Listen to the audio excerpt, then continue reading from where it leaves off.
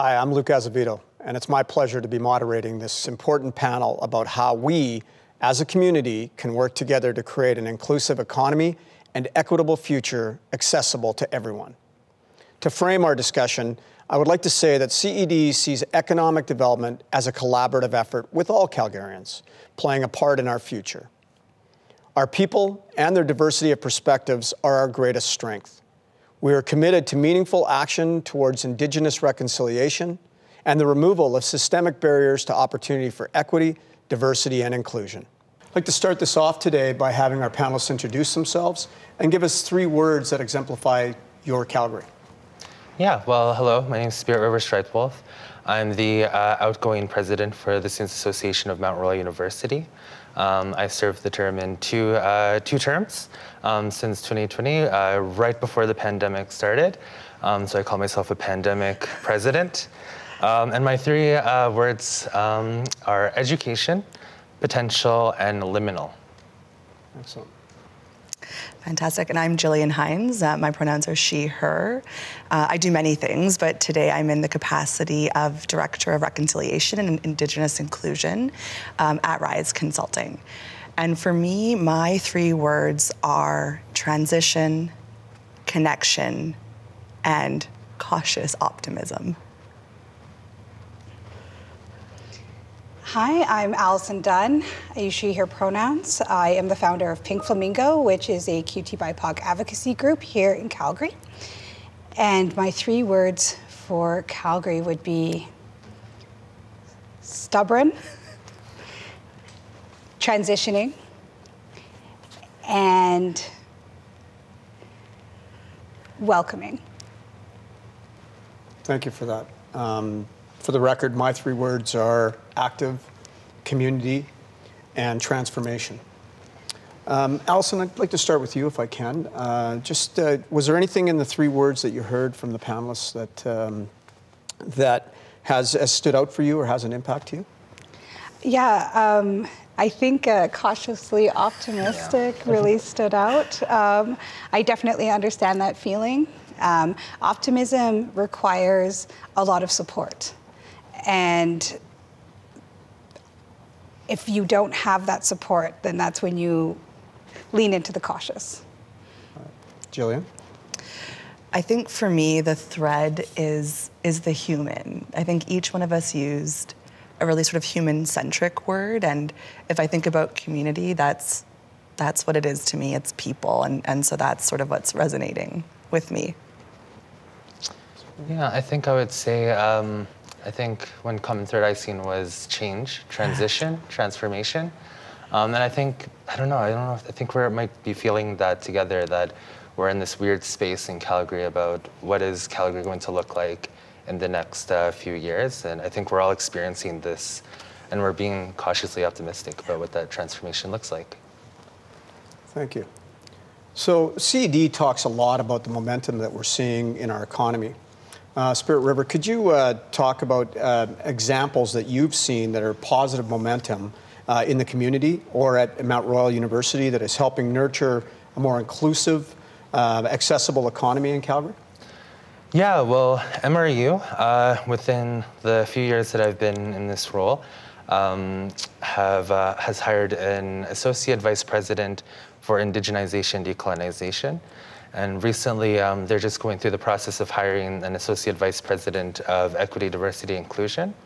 And I think that's really important. I think that's what's going to help momentum when you have, especially in institutions, organizations, companies, when you have leadership that is able to bring some peace to a community that might have ideas about what EDI looks like or about indigenization, but having that leader to be able to understand the issues and to be able to listen and then bring some sort of order to all of those great ideas that are happening. But because if there's no leadership there, then I think momentum slows down very fast because everybody has an opinion, everybody has a thought, and no one's really trying to bring that all together into something that can look feasible in terms of policy and so forth. So I see that's something that a lot of organizations could think about.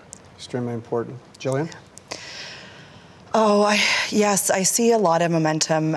So for me, even if we go back 5 or 6 years, it might even be 7 years at this point, there's the White Goose Flying Report, right, which is Calgary's local response to truth and reconciliation. Not saying we've enacted on many of that, but that's momentum that we have our own local report. I see momentum in the fact that we had the first Blackfoot woman run for City Council in 2021.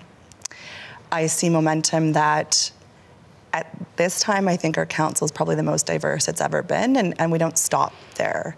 But those are some sort of acts of momentum that I see. And then I see Indigenous business. I see virtual gurus. I see USAY. I see the Aboriginal Friendship Centre, the Métis Local, and I see these fabulous grassroots organizations like Pink Flamingo that are doing the work. But it takes non-Indigenous people. It takes white people, it takes cisgendered people to step into these spaces, to support, to be part of the discourse, part of the action. That's the next step of momentum for me. Allison? Well, I'm not Indigenous. I'm a Black and Arab woman, cis woman. And the work, it's hard because it does fall on us, on racialized folks especially. So I really like the kind of call of action for allies and accomplices. I find that the momentum is, it's like a river underneath a cave or underneath a mountain, because there are things moving, but they're not moving on the grand scale. We're not seeing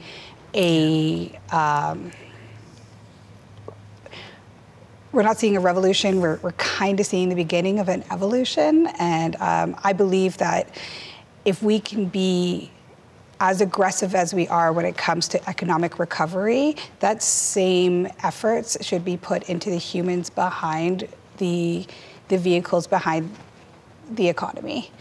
And I'm not quite seeing that. I'm seeing backlash from these humanitarian efforts, more so than the inclusion of these efforts being put into the strength of our economy. So this next question is a bit lengthy, but I think extremely important. So the Indigenous economy contributes nearly $7 billion to GDP every year. It's about the same as agriculture, unbeknownst to most. And the Indigenous community is the fastest growing population in Canada. Gillian, what can our city and companies do to further break down barriers and create meaningful action towards Indigenous reconciliation and equity, diversity, and inclusion?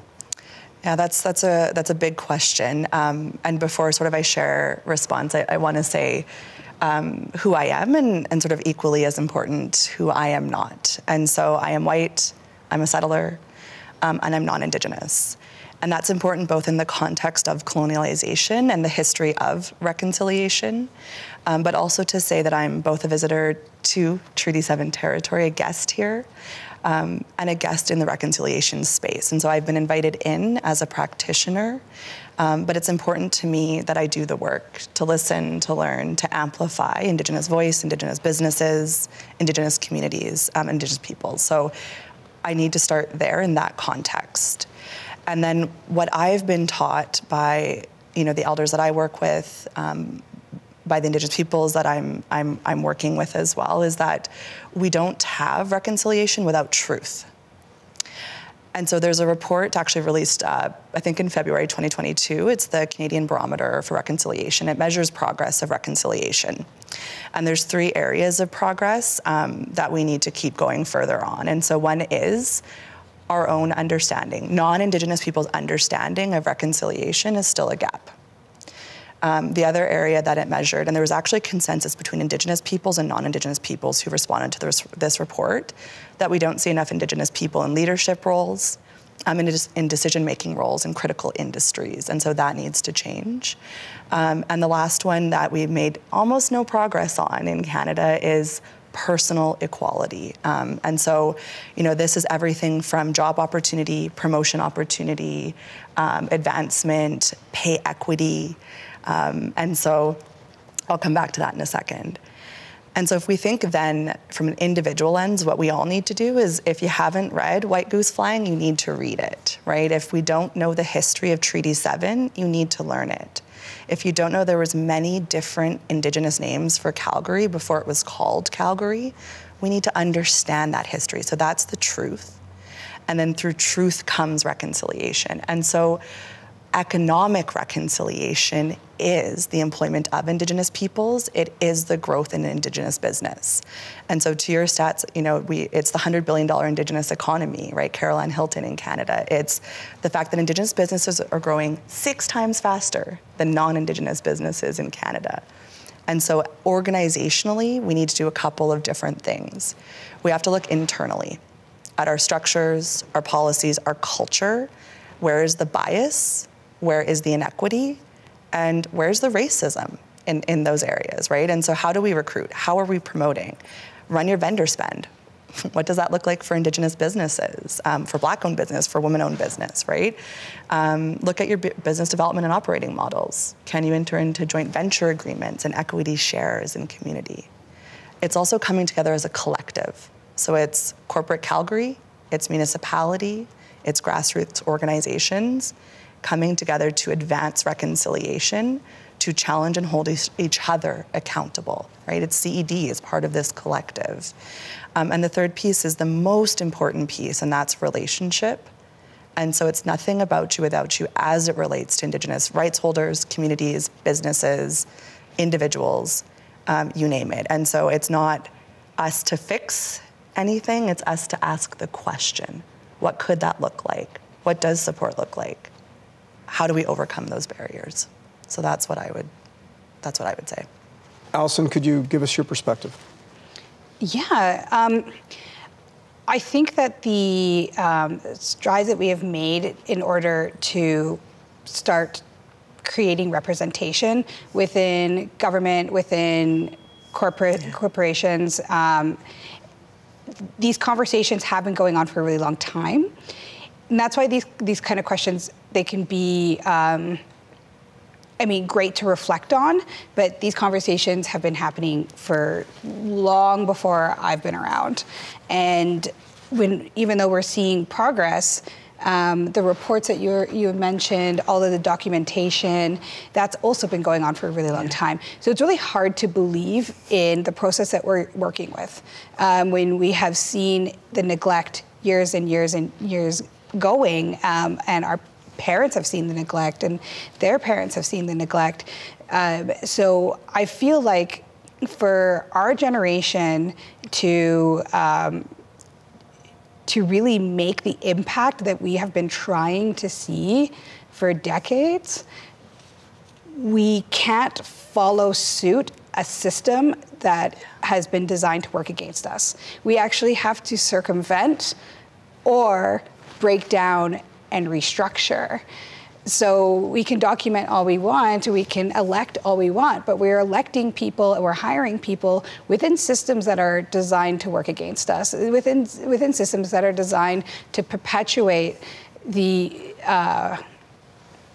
disenfranchisement of racialized people, but especially Black and Indigenous folks.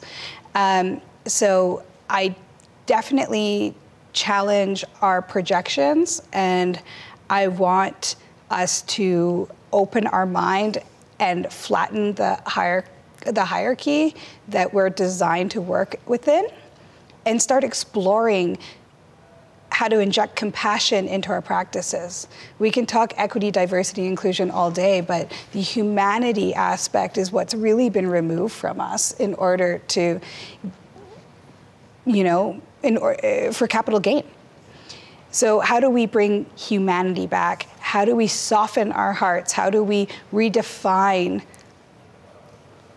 ourselves within our professions, within our economy, within the city? Because it's not what we've been doing is not working. We have so much evidence of it not working.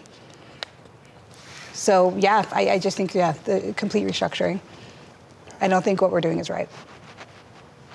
Thank you. That's great. Yeah, I feel like you both touched on things that I wanted to, so let me just take the next couple of minutes to just vent, because I feel like you laid the foundation down really well. Like I said, I was in a leadership role in colonial academia for 2 long years. I think there was a lot of self-gaslighting that I kind of went through in that process as an Indigenous person. I think the one thing I'd want to say is that it's really important that we talk about hiring and things like that, but and I wasn't hired in my role, I was elected into my role over at the Student Association.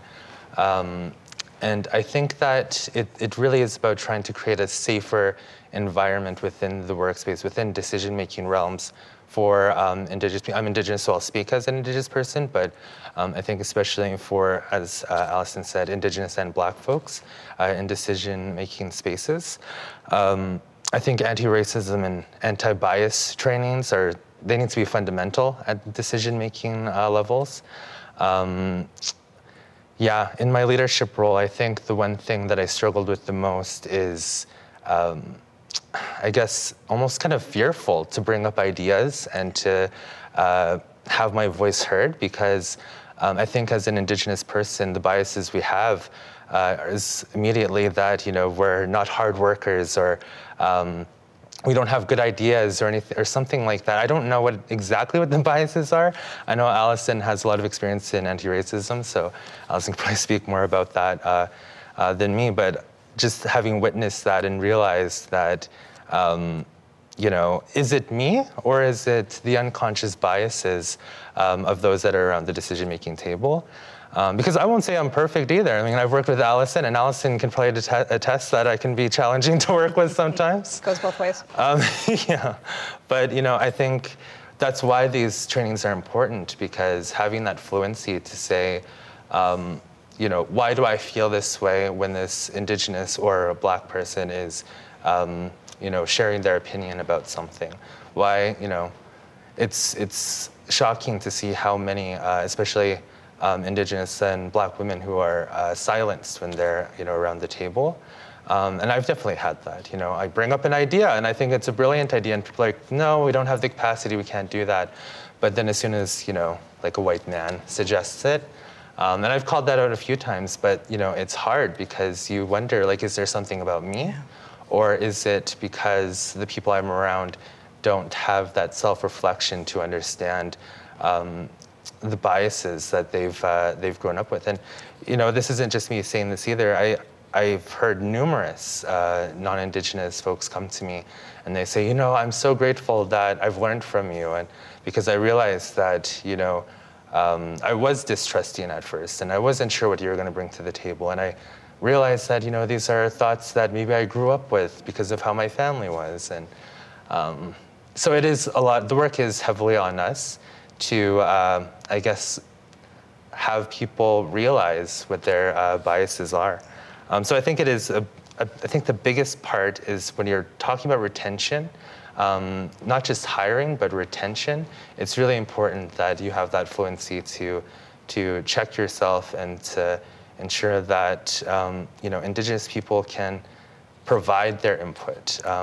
I think throughout the last 2 years, I've been living on a heightened level of anxiety because I felt that I needed to meet expectations of people. I had to exceed expectations because I was an Indigenous person, and I knew that I was already in an unequal footing compared to the rest of the folks who would be heard, even despite the fact that I had a fancy president, title and a fancy president office. That's still really challenging when your colleagues, I guess, inherently don't have that value for your input. Thank you for that. So Calgary as a city is one of the most multicultural cities in Canada. And our ability to retain and attract talent is vital to our economic future. Allison, can you talk a little bit about the importance of our city supporting equity-deserving groups, newcomers, and Indigenous communities to drive economic growth? And why is it important that we continue to have more people choose Calgary as their location of choice? Yeah, I mean, Pink Flamingo is best known in the arts and culture sphere of the city. We provide opportunities for equity-deserving folks in the arts, and we challenge different organizations in order to provide us funding so we can circumvent the funds within our own community instead of those funds being dictated by people that aren't part of our community. One of our values is nothing about us without us, and that's really vital for a place like Calgary. As Spirit was mentioning about how these leadership roles are, you know, even if we are seeing representation, the uncomfortability in those positions, that's not unique to Spirit, right? That's something that we have that echoes throughout racialized folks, especially queer racialized folks. Our intersections put up a lot of barriers, not only for people's biases towards us, but our comfortability within a system that's working against us. So that's why it's really important that the people that you're working with, you can see yourselves in. It really lets you let go of that fear, and it allows you to blossom, albeit like an artist or an entrepreneur or however it is.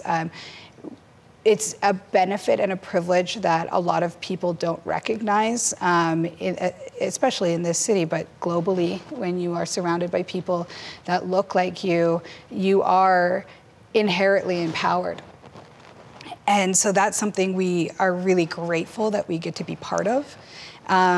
You know, but it is picking, using a pick up a mountain in this town. So I think Calgary actually needs these newcomers more than the newcomers need Calgary, because it is going to be an uphill battle for racialized folks when they get here until they find their community. Calgary is really segregated. A lot of people don't acknowledge that as well. Yeah. If you live north of, you're having a very, very different experience than those that live south of. And then us in the inner city have a very different experience, and it is a lot more multicultural in the inner city, but that's because it's transitory. And it's funny, with our murals, we obviously did a very, very public mural that got a lot of attention in this city. And the thing that, I mean, besides the violence that occurred, the thing that really stuck out to me was, why can't you just paint it somewhere else? Like in an alley or in an area that's not visible? Why does it have to be in our face? And it's because it has to be in your face, because this is the reflection of this city that you refuse to look at. If you push us into the northeast or the northwest where you can't see us, then it's not an actual issue, out of sight, out of mind.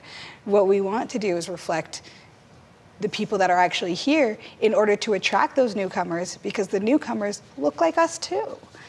And we see Calgary really wanting to perpetuate this attractiveness because, you know, it's a very clean city, it's less expensive than other Canadian cities, the weather's pretty decent, the mountains, et cetera, et cetera. There's a lot of really redeeming attributes, but the reason we're not retaining, and the reason we're seeing younger folks especially leaving en masse, is because we refuse to showcase all of Calgary. And us that get left in behind, like us that get pushed away, suffer. And I do believe that art is a significant way to showcase the city's reality. We put up the one mural, but we actually put up 6 murals, and we just don't tell anybody where the other ones are. But there are 6 massive murals painted by Black and Indigenous folks across the city. And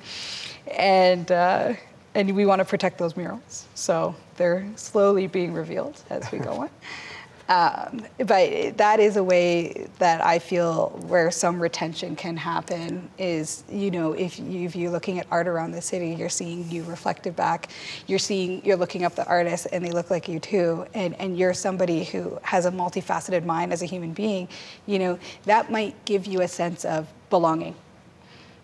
And I did mention one of my words for Calgary was welcoming, because individually I think we are very welcoming to people, but holistically, maybe there's some work. Lots of work. Gillian? Oh, how do I follow that? Yeah, I want to pull on a thread that I've heard from both of you.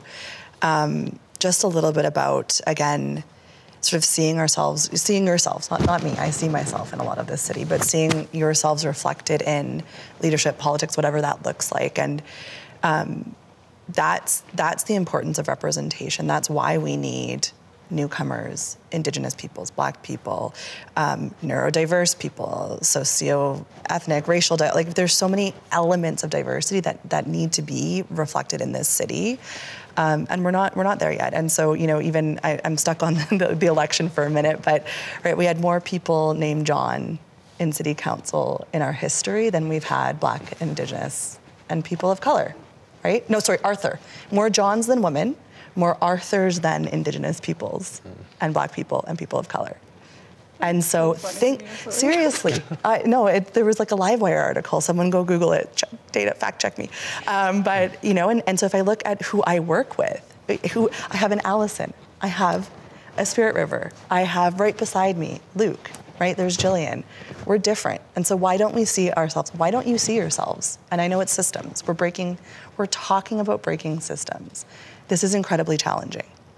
But then I'll give my cautiously optimistic take on this. If we can, and if we start to see, if folks see themselves in the room, at the table, not even the table, why can't it be a circle? Why does leadership have to look a certain way, right?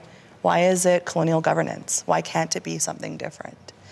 And so if you start to see yourselves in this community, that leads to, right, plurality of ideas. We talk about this all the time. I'm to your point, we talk about the business case until we're blue in the face, and that's decades, right? That's what we've been talking about for diversity. But it leads to plurality of ideas, collective ideas. It leads to you and I finding some kind of common understanding. If I learn about your culture, right, where might that connect with my culture? But then how can I appreciate that? How can I be agile in that? And that accelerates innovation.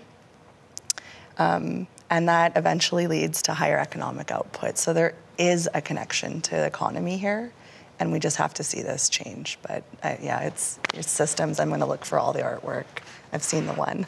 Yeah, the entire city will be looking for them now. Which is great. Yeah. A study was done by the Canada West Foundation that was released last month, and it was titled Work to Live, Youth Mobility in Alberta. Concluded that today's youth work to live, not the other way around. Spirit, can you talk a little bit on your perspective on that? Yeah, well, having worked with young people for 2 solid years and seeing what their needs are and where they're finding barriers, I think a lot of young adults, they want, and learners, they want to have a family. They have goals when they're coming through post-secondary education. But what we're seeing is high housing costs. We're seeing situations where both parents need to be employed in order to have that semblance of a life that many young people very much want, and they want to do that in Alberta. If it serves them. And I think so I think that's really important. I think that economic and employment anxiety is really, really real for young people. And so it isn't really, let me find the job that'll, make me happy, but it's like, what's the job I can have that will stay afloat, to live the life that, our maybe not my grandparents, but some of the grandparents from maybe Canadian in the broader sense. And I think, I was thinking about this question, and I don't have all the solutions, but one thing that I think is really important is investing in post-secondary education. I think that's incredibly important.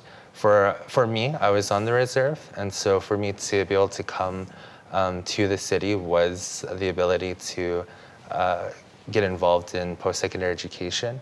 Having seen the student political world, I see just how connected and how fundamental post-secondary education is in terms of how it connects to industry and to innovation and to entrepreneurship, especially for at Mount Royal, who really values, I think, entrepreneurship. So that's one solution. It's something that I've been thinking about. But I really do think post-secondary education is a major key in that conversation. Thank you for that. Allison? Well, I have been impressed by Calgary's outreach into the tech industry. Calgary has a pretty deep history in tech, but when it comes to connecting to other cities, so it's interesting to see it anchored here. I think we have to make sure we're not separating ourselves from generations. Like, I'm a millennial, but I know that what I'm creating and what my generation is creating is what Gen Z is consuming, right? So I think kind of understanding, and then the generation after, like before me, like Generation X, the forgotten generation, and even the boomers, it just the intricacies within all of our generations is very, very real. And when we feel confused by the next generation, we have to see ourselves in that. Like, what part of it are you missing? Because you're the one creating what they like. And that's been something I've reflected on a lot, especially in the pandemic, when I felt behind with what was happening with the youth. And I was like, wait a minute. We're the ones creating these apps, We're the ones creating the music. Like, we're the ones creating, like, like all of these things. Like, we're working together on this. So I think that acknowledgement is really, really important. I think the systemic breakdown that we've been talking about is really vital to keeping young people here and attracting more young people here, because as we've noticed, as if you've gone on the internet in the last couple of years, you will see a distinct change in the new generations where compassion is key. Yeah. Where bullying is wrong, where competitive violence is not acceptable, where standing up for humanity is admirable. And yeah, I do believe compassion is one of the driving forces of the next generation. So if we want to feel connected and we want to keep young people here, that's something we have to foster as a community and as a city. That's not happening. That's not current. And I think acknowledging that is really important, because kids are screaming it at us and we're just acting as if they don't know what they're talking about. I find that you have to be incredibly intelligent in order to be compassionate in all of your daily being and all of your daily doings and how you deal with people. I worked really, really hard to get into leadership positions, and the leadership positions I hold now, it is a struggle to turn off that capitalist mind and to think about the person and not just the product. But it is rewarded time and time again, and I have the opportunity to help organizations change their current standards and their current operational goals, and showcase the human side, and it's a really significant and quantifiable change and process. So I think being more inclusive when it comes to these conversations, and not just representation and not just diversity, but being inclusive of the fallible human being and the emotions and what you're really selling and what we're really making and who we're actually catering to and for and with. I really think to keep young people here, we have to put humanity first again. And I say again, as if it's ever happened, but let's try it. And call it out when it's not happening. Yeah. Exactly. Exactly. Be an advocate for your people that are around you. Speak up for people when they're not in the room. Speak up for yourself when it's necessary. And again, understand the person you're talking to is also a human being. Yeah. Certainly would fix a lot of problems. One of the goals for Calgary is to be the best place for people to build a life. Livability is one of the key drivers of our city's long-term economic strategy. What is it about Calgary that inspires you to build a life here? Start with Spirit. I think that's a really challenging question for younger people right now. One of the words I use to describe Calgary is liminal space, that in-between space, as I was mentioning before. And I think it really depends on, I think we're at the fork in the road, and I think it really depends on which direction we want to go in towards, which will really determine how, especially young people, people around my age, that, when we're thinking about it, when we're thinking about having a life here in Calgary. But I will say again that I think I'm cautiously optimistic. I'm cautiously optimistic. And I think that that's one thing that maybe keeps me sticking around and seeing maybe just what's around the corner for Calgary. Because I also think it's a very empowering moment as well to see Calgary have that realization about EDI and creating spaces for people like me. I think the fact that I was the first Indigenous person to be elected as the student president at the Student Association Mount Royal University, and Mount Royal, there's been a student council, I think since 1912. Yeah. So I didn't actually know that till I was elected. And then, but I think that's what kind of gives me, I guess, a bit of hope in terms of what Calgary has to offer someone like me. Yes. Gillian? I think Spirit River started by saying he was a pandemic president. I had a pandemic baby. So, for me, I am raising 2 kids in Calgary. And so that is that sort of that cautious optimism and that word transition for me. And so, it's both raising my kids to know the privilege that we hold, and who we are and our identities, but the responsibilities that have to come with that as, allies or accomplices or whatever words we want to use in this space. And for me, it's seeing kind of the Spirit Rivers and the Allisons and the Pink Flamingos and, all these amazing folks that are doing the work. That's the vibrancy of Calgary. It is the artwork. It is going to be the next 5 unveiling things that I hope my fellow citizens, and even that word's gendered, right? People that look like me appreciate these things. That's the vibrancy of Calgary. It's the medicine of our rivers and our mountains and understanding what that means in this city. And it's the tech, it's the transition of industry. I'm hopeful for these things. And I appreciate what that means. But yeah, that's vibrancy for me. Allison? I would say the reason I do the work that I do, and I don't want to speak for either of you, but I think a big driving force of it is the discovering of limitations. So when we talk about livability in Calgary, we're usually talking about the cost of rent, the cost of living, all those things, what kind of jobs you can get in certain industries.